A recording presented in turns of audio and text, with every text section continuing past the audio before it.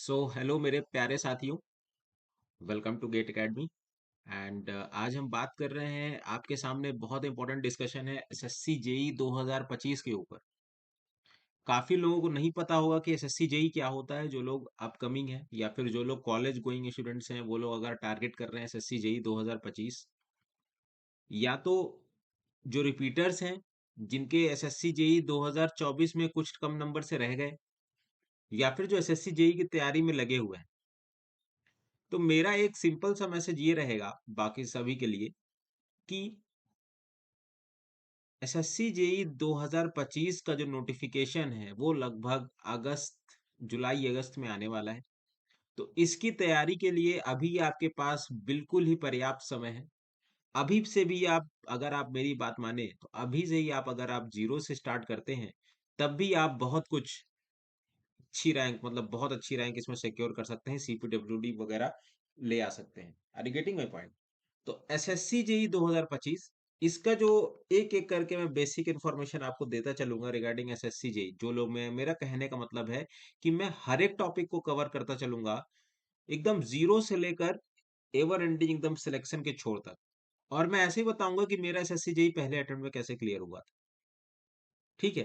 तो आगे चलते मेरे साथ बने रहिएगा। बहुत सारे इंटरेक्टिव सेशंस हम एसएससी जेई 2025 के ऊपर लाएंगे, और बहुत सारे एग्जाम्स अपकमिंग हैं। तो एकदम कुर्सी और टेबल के सिवा इस साल कुछ मत देखिए, केवल और केवल पढ़ाई करिए। ठीक है? सिलेक्शन लेना है तो, अगर आपको टाइम पास करना है तो यूट्यूब में आप बफर कर सकते हो, कई सारी चीजें कर सकते हो, वो आपको जानते ही हैं। ठीक है? तो SSC JEE staff selection commission, ठीक है, ये एक कॉन्स्टिट्यूशनरी बॉडी है। स्टाफ सिलेक्शन कमीशन मतलब आपकी नौकरी को कोई डिसॉल्व नहीं कर सकता है अगर आप एसएससी से अपॉइंट होते हैं। इट्स काइंड ऑफ सबसे आसान तरीका होता है। आज के समय कंपटीशन तो है ही, लेकिन अगर आप फिर भी, अगर गवर्नमेंट बॉडी में अगर आप घुसना चाह रहे हैं, सेंट्रल गवर्नमेंट बॉडी में आप घुसना चाह रहे हैं, तो ये इंजीनियर्स के लिए, डिप्लोमा होल्डर्स के लिए one of the best opportunity होती है, as a JE, as a technical body serve करने के लिए। ठीक है? तो ये जूनियर इंजीनियर का एग्जाम होता है, हर साल होता है लगभग। ठीक है? तो इसमें आपको क्या-क्या चीज़ें देखना है, वो मैं आपको ओवरव्यू लेके चल रहा हूँ। तो ये सारी चीज़ें हैं कि एसएससी जेईई क्या होता है, एक-एक पैटर्न, एग्ज़ाम पैटर्न का क्या होता है, एलिजिबिलिटी क्राइटेरिया क्या होती है, सिलेबस इसका कैसा होता है, और क्या-क्या इसके इम्पोर्टेंट डेट्स हैं, कितने एप्लीकेशन प्रोसेस होते हैं, और इसके प्रिपरेशन टिप्स क्या होंगे। तो ये एक मैं पूरा परव्यू लेके आया हूँ इस वीडियो पर। ठीक है? तो आपको बने रहना है अंत तक। तो एसएससी जेईई मैंने आपको बताया कि एसएससी जेईई क्या है। तो एसएससी जेईई एक स्टाफ सिलेक्शन कमीशन की बॉडी होती है जो हर साल एग्जाम करवाती है। जूनियर इंजीनियर, बहुत सारे एग्जाम्स पे एग्जाम्स होते हैं इसके। जैसे कि मैं आपको बता दूं, जैसे कि अगर आप सेलेक्ट होते हैं उसमें, तो आपने सुना होगा सीपीडब्ल्यूडी में सिलेक्शन हो जाता है किसी का मिलिट्री इंजीनियरिंग सर्विसेज में हो जाता है, किसी का सेंट्रल वाटर कमीशन में हो जाता है, किसी का बीआरओ में हो जाता है, राइट, किसी का, और भी कई सारी चीजें हैं, और भी कई सारे डिपार्टमेंट्स होते हैं जिसके तहत आप एज अ जेई सर्व करते हैं। और इसमें जो आप, जब आप सेलेक्ट होते हैं, तो आपको लेवल 6 4200 ग्रेड पे की जॉब मिलती है हाथ में। ठीक है? लेवल 6 4200, ये मोटा मोटी 60 से 70 हजार रुपए आपके स्टार्टिंग सैलरी होती है। ट्रेनिंग के पीरियड टाइम ऑफ 50,000 सैलरी होती है, बहुत अच्छी सैलरी है। ठीक है? डिप्लोमा लेवल में बहुत अच्छी सैलरी है। तो इसको, और इसका सबसे टॉप मोस्ट क्रीम डिपार्टमेंट होता है CPWD, central public works department. So it's one of the easiest way, है ना? अगर आप, अभी हम लोग बात करेंगे इसके पैटर्न चेंजेस वगैरह क्या हुआ है। एसएससी जेई 2022 में क्या होता था, एसएससी जेई 2023 से पैटर्न चेंजेस कैसे हुए हैं, तो अब क्या हो सकता है, ये सारी चीजें मैं आपको लेके चलूंगा। तो एसएससी जेई मैं आपको बता चुका हूँ। एग्जाम पैटर्न की अगर हम बात करें, तो एग्जाम पैटर्न इसका क्या होता है कि इसमें दो स्टेजेस होते हैं। ठीक है? इसमें दो स्टेजेस होते हैं, एक होता है पेपर वन और एक होता है पेपर टू। ठीक है? एक होता है पेपर वन, एक होता है पेपर टू। पेपर वन में आपके, रुकिए मैं कुछ स्लाइड ऐड कर लेता हूं, यहीं पे बता देता हूं कि पेपर वन में आपके सामने, पेपर वन में आपके सामने 2 घंटे का वो पेपर रहता है। ठीक है? टू टू आवर्स पेपर रहता है। अभी मैं पेपर वन की बात कर रहा हूँ। 2 आवर्स का पेपर रहता है, जिसमें से कि आपके 50 क्वेश्चंस रीजनिंग के रहते हैं, 50 क्वेश्चन जीके जीएस के रहते हैं, और 100 क्वेश्चंस रीजनिंग के रहते हैं। अगर आप अच्छे से पढ़ाई करते हैं, अपने नोट्स वगैरह अच्छे से रिवाइज करते हैं और पिछले 10-15 साल के पीवाईक्यूज लगा के चले जाते हैं, तो आपका ये प्री निकल जाता है। Are you getting my point? तो 50 क्वेश्चंस आपके रीजनिंग के हो गए।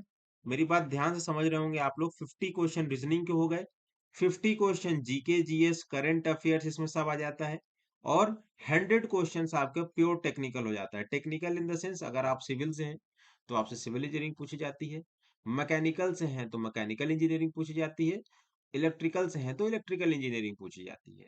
तो ये सारी चीजें होती हैं exam pattern for SSC JEE, है ना। ये प्रीलिम्स का पैटर्न रहता है। हाँ, कंपटीशन तो दिन पर दिन बढ़ ही रहा है, लेकिन अभी हम उसकी बात नहीं कर रहे हैं, वो हम अगले वीडियोस में लेके आएंगे। लेकिन अभी आपके सामने पेपर वन का ये ऑब्जेक्टिव है, मतलब ये पैटर्न है।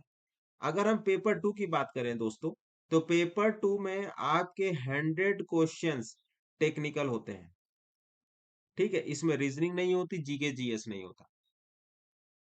ठीक, तो इसको यहाँ पर 3 नंबर का एक क्वेश्चन होता है, तो टोटल 300 क्वेश्चन, 300 मार्क्स यहाँ पर होते हैं।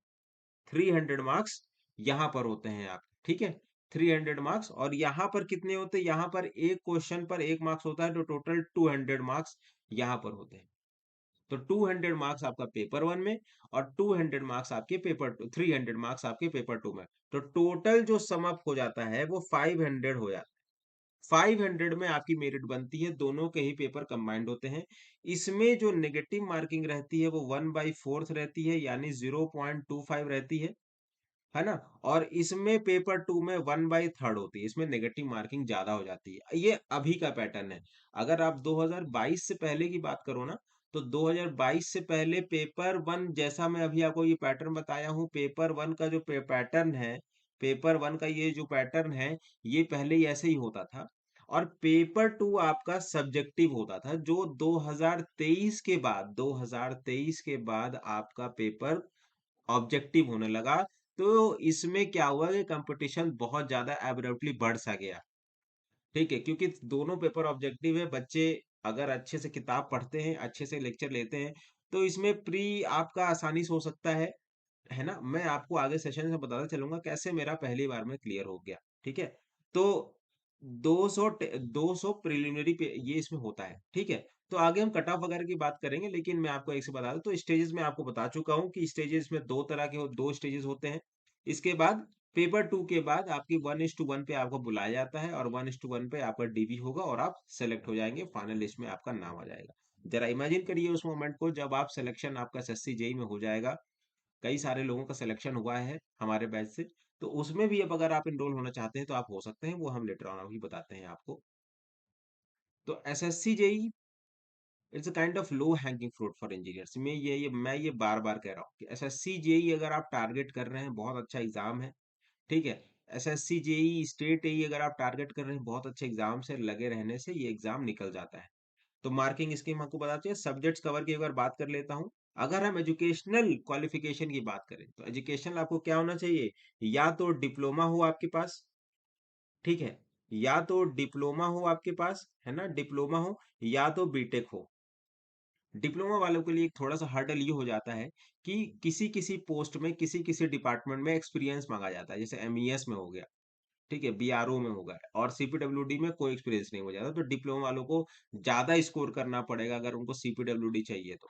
और एक सबसे बड़ा मेरिट ये है कि आपको सीपीडब्ल्यूडी में, अगर आप किसी भी तरीके के मेडिकल डिसेबिलिटी से पीड़ित हैं, तो आप सीपीडब्ल्यूडी में आप इनवाइटेड हो। बाकी एमईएस वगैरह में आप जान रहे हो कि मिलिट्री है तो वो लेगा नहीं।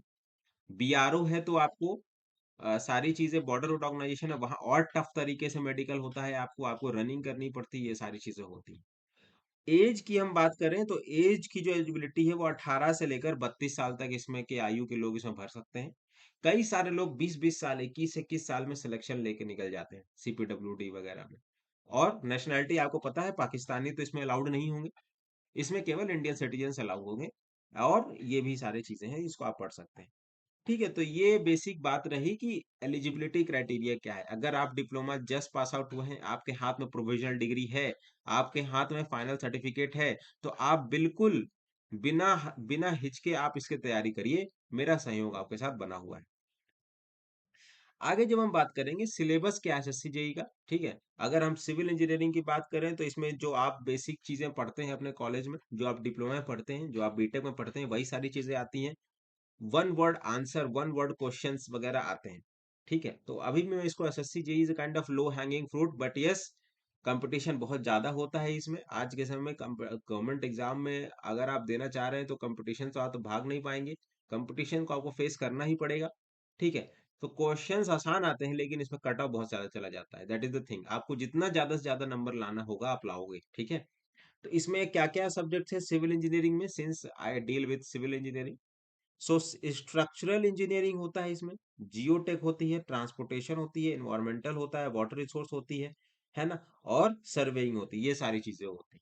और मैकेनिकल में क्या होता है, मैकेनिकल में आपका जो मेजर सब्जेक्ट है थर्मोडायनेमिक्स हो गया, फ्लूइड मैकेनिक्स हो गया, मैन्युफैक्चरिंग टेक्नोलॉजी हो गया, मशीन डिजाइन हो गया, and robust understanding of mechanical systems and their applications.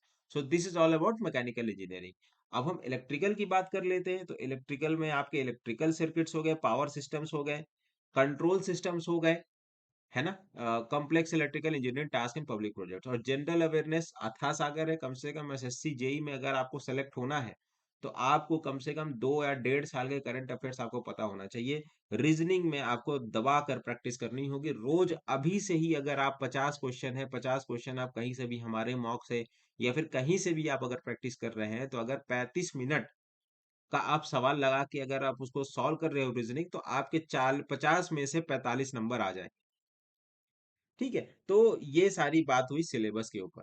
आगे हम बात करते हैं कि important dates for SSC JE. SSC JE की इंपॉर्टेंट डेट्स क्या हो सकती है, देखिए हर साल एसएससी जेई का कैलेंडर निकलता है दोस्तों, हर साल इसका कैलेंडर निकलता है, ठीक है। और आए दिन अभी तक हम देख रहे हैं कि पिछले 2-3 साल से एसएससी जेई की वैकेंसी बहुत काफी ज्यादा रेगुलर है।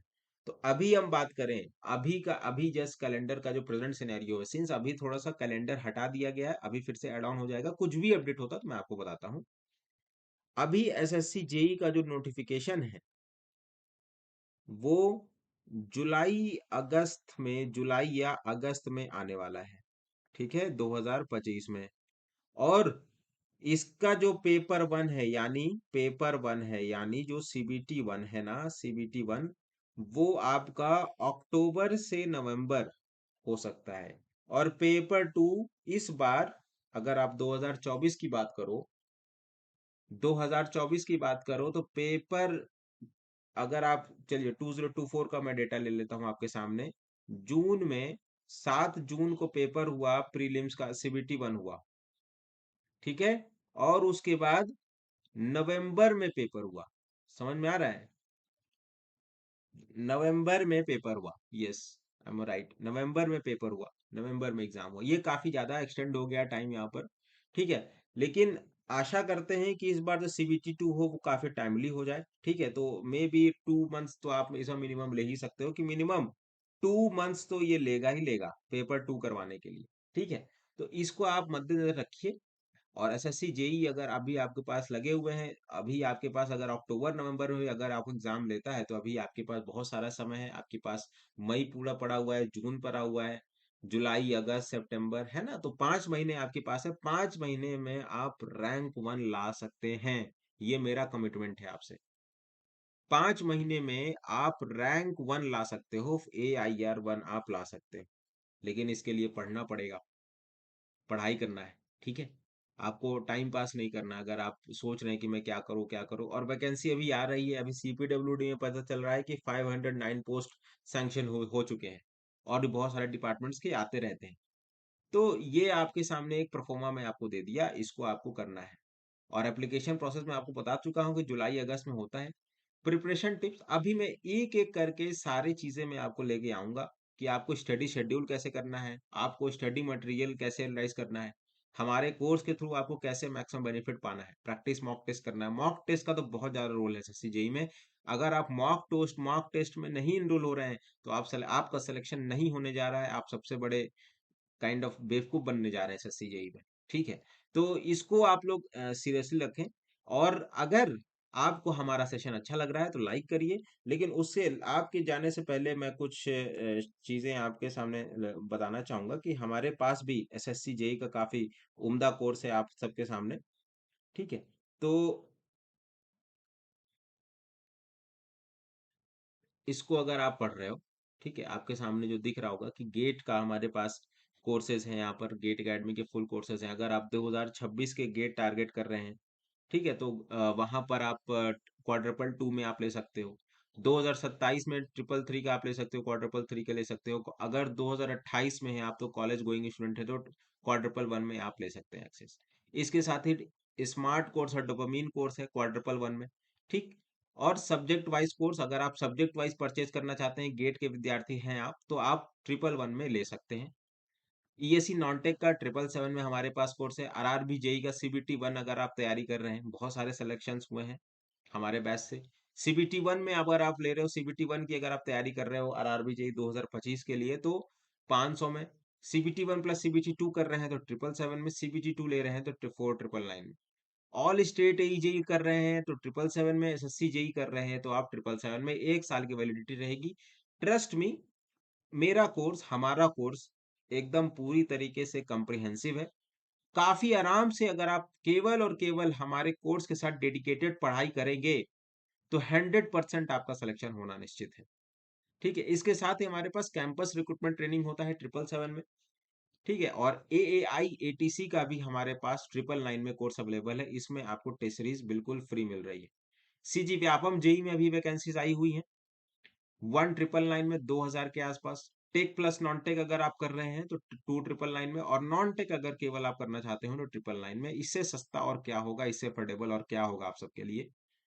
बीपीएससी एई, इस समय स्टेट एई की बहुत सारा वैकेंसीज आई हुई हैं, तो BPSC AE quadruple one, CG Vyapam JE AE sub engineer 777, UPPSC एई का जो कोर्स है मेंस का वो 499, ठीक है। तो ऐसे करके सारी चीज चल रही हैं।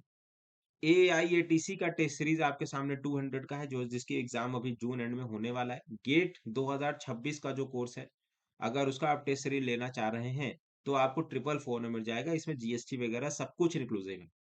यूपीपीएससी का 100 रुपीज में टेस्ट सीरीज है। आरआरबी जेई सीबीटी टू का भी 100 रुपीज में टेस्ट सीरीज अवेलेबल है। और ये हमारे गेट के पीवाईक्यूज हैं जिसको आप रेफर कर सकते हैं, ठीक है। और ये ई बुक्स हैं, तो ई बुक्स में अगर आप देख सकते हो कि पैरामाउंट है हमारे पास। आरआरबी जेई सीबीटी टू का नेविगेटर जो 4000 प्लस से ज्यादा आपके सामने वो है। RRB JE navigator CBT one, SSC JE technical paper one. Handbook हमारा सबसे बेस्ट होता है। GATE 2026 PYQs, ISRO PYQs, SST study material है ना, तो ये सारी चीजें आप जाके रेफर कर सकते हो getakademy.co.in पर, ठीक है। तो ये सारी बात हुई आज की, हमने चर्चा की एसएससी जेई 2025 के बेसिक इन्फॉर्मेशन के ऊपर कि एसएससी जेई को आप कैसे टैकल कर सकते हैं, क्या कर सकते हैं। एंड आशा करते हैं कि आपकी तैयारी अच्छी चल रही होगी। अगर आप तैयारी करना चाह रहे हैं तो हमारे कोर्स में बिल्कुल जाके एनरोल करें। काफी अच्छा और किफायती कोर्स है। You must by purchase it and, और बहुत अच्छा बेनिफिट आपको मिलने वाला है हमारे कोर्स से। मिलते हैं तब तक के अगले सेशन के लिए। तब तक के लिए थैंक यू, धन्यवाद।